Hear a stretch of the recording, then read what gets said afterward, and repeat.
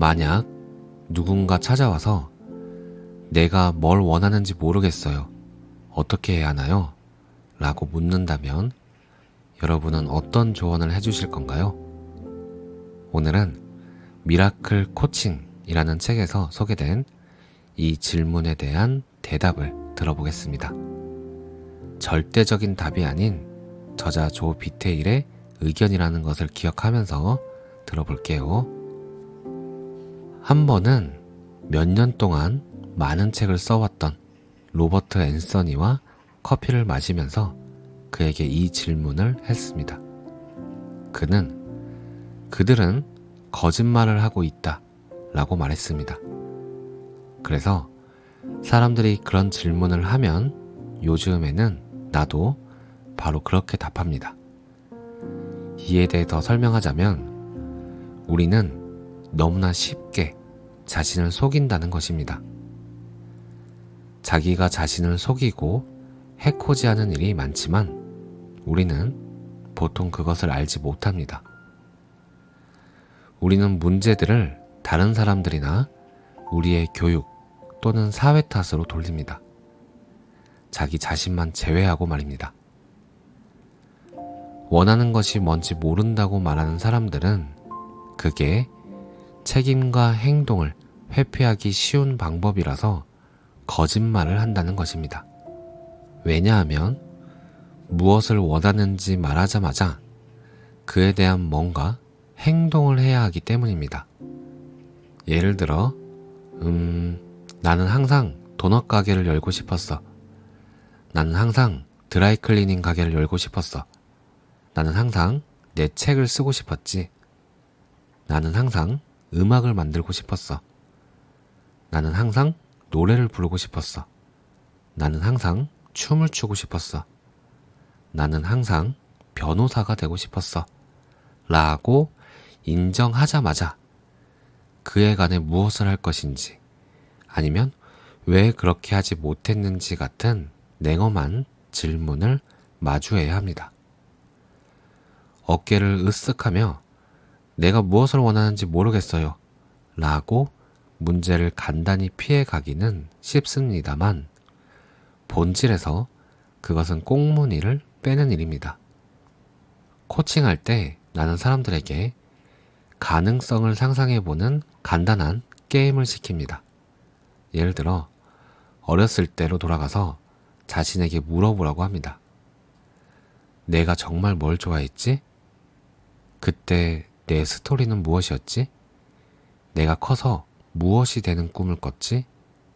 이렇게 질문하면 해답이 모습을 드러내기 시작합니다. 이와 다르게 접근해 볼 수도 있습니다. 예를 들어서 마치 복권에 당첨된 것처럼 생각해 보는 겁니다. 나는 도박에 관심이 없어서 사람들에게 도박에서 돈을 따는 걸 상상하라고는 하지 않습니다.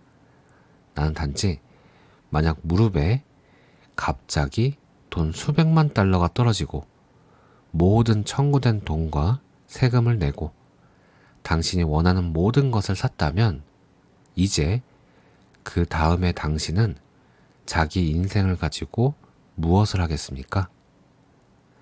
이 질문은 사람들이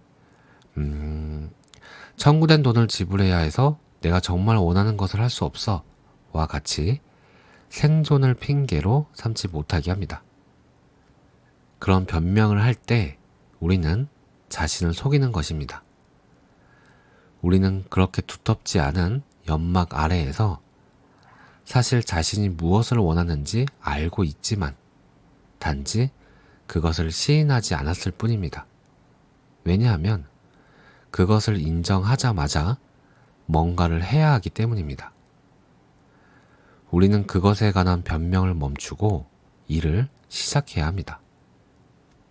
영화 시크릿에서 내가 그랬던 것처럼 나는 당신에게 몸을 기울여 얼굴을 마주보며 이렇게 말합니다.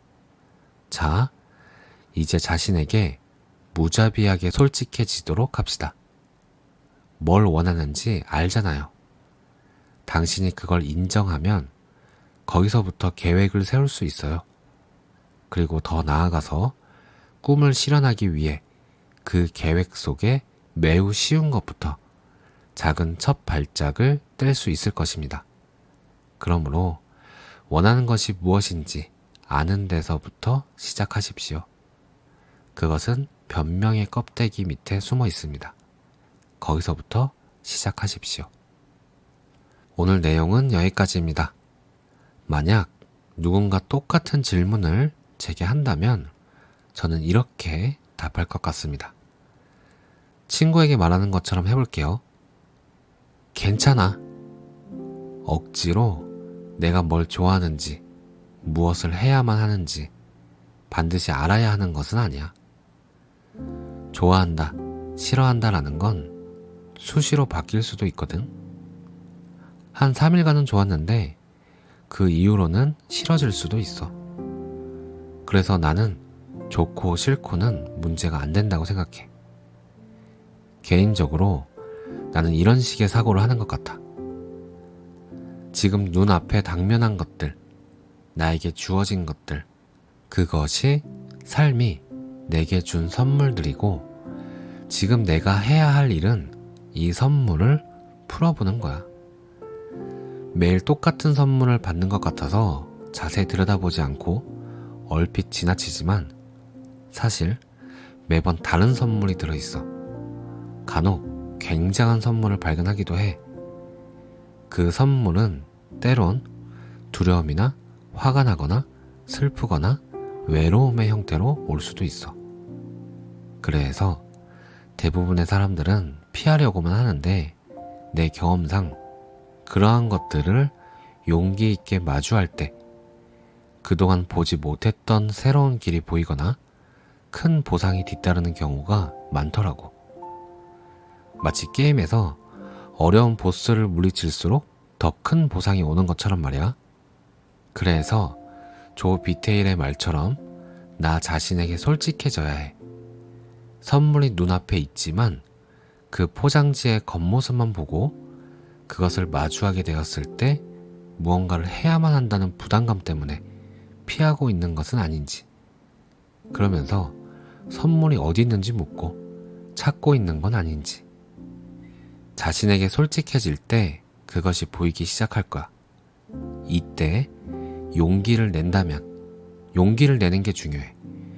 내 안에 아주 오래전부터 꺼지지 않고 조용히 피어있던 불이 무언가를 향해 충동질을 시작할 거고, 그 타오르는 소리를 듣게 된다면 원하는 것을 찾은 거야. 이제 심장 박동 소리에 맞춰서 움직이면 돼. 하지만 기억해야 할 부분은 타오르는 불은 한 곳에 머물러 있지 않다는 거야. 그것은 용기가 필요한 곳으로 자꾸 번져갈 거고, 사랑이 흐르는 곳에 도착했을 때 새카맣게 타버린 메마른 곳은 한순간에 생명력 넘치는 곳으로 바뀔 거야. 정리하자면 원하는 것이라는 건 결핍을 내포하고 있고, 그 결핍은 무지에서 온다는 거야. 무지라는 건 알지 못하는 것이 아니라 어쩌면 이미 알고 있는 것을 알려고 하지 않거나 내가 가리고 피하는 것일 수도 있어. 그렇기 때문에 자신에게 솔직해져야 한다는 거고, 그때 용기가 필요할 거야. 그렇게 되면 이미 원하는 것은 결핍이 사라진 형태로 지금 이 순간 나타나 있을 거야. 오늘도 행복한 하루 되세요. 감사합니다. 사랑합니다.